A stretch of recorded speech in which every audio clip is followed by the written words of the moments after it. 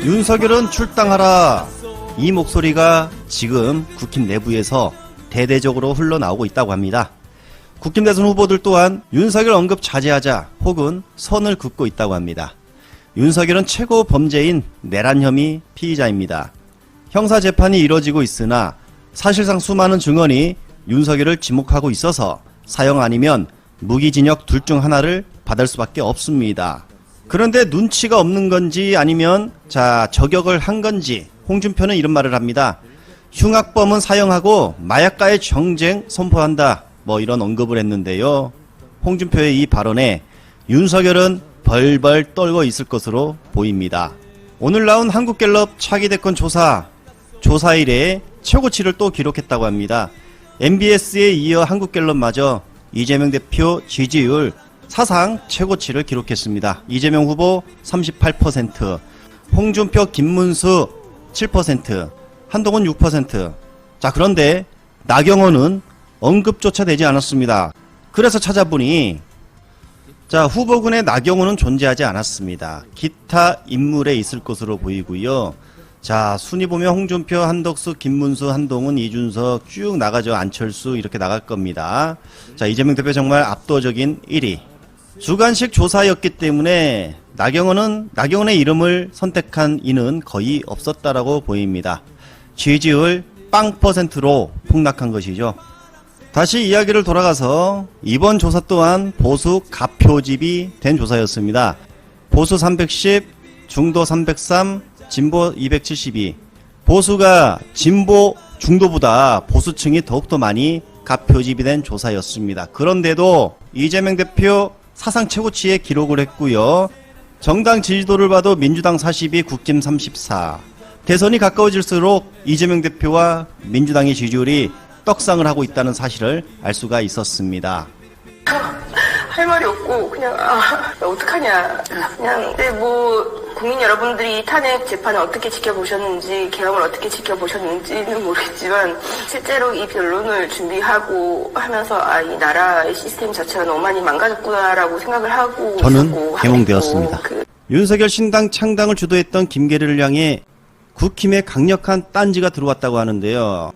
그러자 김계리가 너네들 당을 망친다 운운하기 전에 잘해서 이길 국리를 하던가 라며 국힘을 향해 또 쓴소리를 날렸다고 하는데요. 하지만 결국 창당을 하지 않겠다, 보류를 했다고 합니다.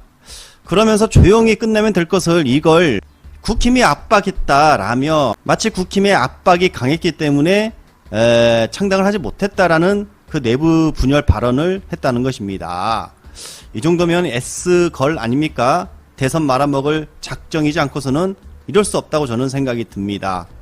그리고 이 기사에는 김계리가 청년 변호사 뭐 이렇게 소개가 되었는데 김계리의 나이는 41, 그리고 배은철의 나이는 48, 41세, 48세입니다. 정말 웃기지 않습니까? 그러면서 무슨 2030의 대변을 한다고 본인들이 청년 변호사다 이런 말을 하고 있습니까? 이재명 대표가 오늘 오후 대구 앱톤 지능 간담회를 가졌다고 합니다. 포털에 노출된 조선비즈, 조선미디어의 하나의 언론사죠. 조선비즈가 이재명 대표 홍보 기사를 썼다고 하는데요. 이재명, 나는 경북의 아들, 대한민국 경제 성장의 신화, 대구 경북의 제도약을 이끌겠다. 배터리, 친환경, 바이오 육성 등등등등 이라며 기사 내용은 짧으나 한눈에 이재명 대표가 대통령이 되면 무엇을 할 것인가, 첨단산업, AI, 수소산업 등등등등 정말 정책 구상을 알리고 있었습니다. 조선비즈인데도 좋아요가 정말 압도적이었습니다. 이재명 대표의 불경 공약도 시민들의 반응이 상당히 좋았습니다. 해수부 부산 이전, 조선물류, 북극 항로 개척 등 첨단 해양산업 정책의 집행력을 확보하겠다는 기사도 나왔습니다. PK를 겨냥한 아주 깜짝 공약에 지금 보수 매체도 이를 알리고 있다는 것이죠. 북극 항로 개척으로 한 발 나아가 이런 기사를 뽑아내고 있었습니다.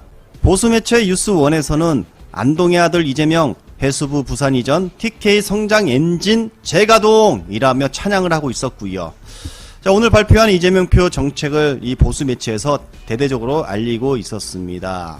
역시 좋아요가 525, 하나요가 140으로 부울경 공약도 시민들의 반응이 정말 뜨거웠다는 것을 알 수가 있었습니다. 이 정도면 부울경 TK를 홀린 이재명 표 공약이었다. 근데 방통위원장인 사람이 어떻게 그렇게 무책임하게 말을 할 수가 있어요? 굳이 신동호 사장을 또 임명을 해서 이런 문제를 만들었어요. 이게 뭐예요? 집에 갔던 사장이 다시 오고 웃고 있어요 지금? 웃음이 나와요? 웃지 않습니다. 웃었어요. 제가 말이 안 나오네요 참.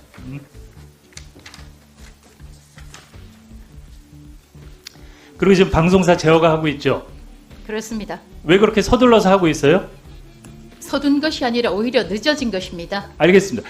그 방송법에 보면 방송법 18조 5항에 보면 제어가 재승인을 받지 않고 방송할 수 있는 기간을 최대 1년으로 규정하고 있어요. 그럼 지금 2인 체제에서 굳이 할 필요가 없는 거예요. 1년 동안은 제어가 여유가 있는 거예요. 왜 무리해서 이렇게 제어가 해요? 저는 전혀 무리라고 생각지 않습니다. 그러니까 그 부분은 그리고 방통위원회에서 제어가에 대해서 방통위 완전체일 때 한다 그랬어요. 그러니까 방통위 이진숙 위원장 복귀해서 2인이 완전체예요? 한시바삐 과방위 아니, 민주당 2인 체제가 국회에서 완전 5인 체제를 만들어 주실 것을 그러니까 다시 한번 2인 체제에서 요청합니다. 하겠다고 공문까지 보냈는데 2인 체제가 그 완전체냐고요. 2인 체제는 법적으로 문제가 없다고 방송위원회 지금 계속 판결이 방송통신위원회 나오고 있어요. 설치법에 따라서 진행하고 있습니다. 그만하세요. 그만하고. 그리고 이진숙 위원장 정치적 중립 위반. 그때 업무 정지 중에 보수 유튜브에 계속 출연해서 정치적 중립 위반했어요. 아직 해결이 안 됐어요. 그리고 제가 인사청문회 할 때 7가지 지적사항을 줬어요. 7가지 무려. 저기 내부 사찰, 외부 여론조작, 노조 탄압, 광고로 MBC 응징, 총 광고 탄압이에요. 불법 광고 영업, 그 대전 MBC 사장 시절에 세월호 오보, 유가족 2차 가해, 법인카드 남용, 하나도 없어요.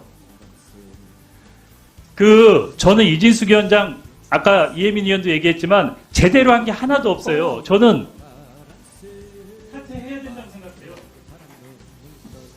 제 임기는 남아 있습니다.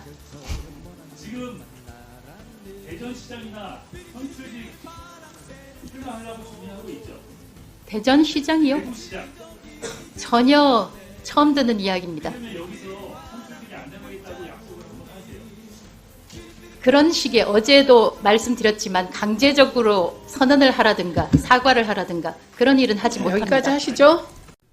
삐리삐리삐리 바람 새는 갔어도 삐리삐리삐리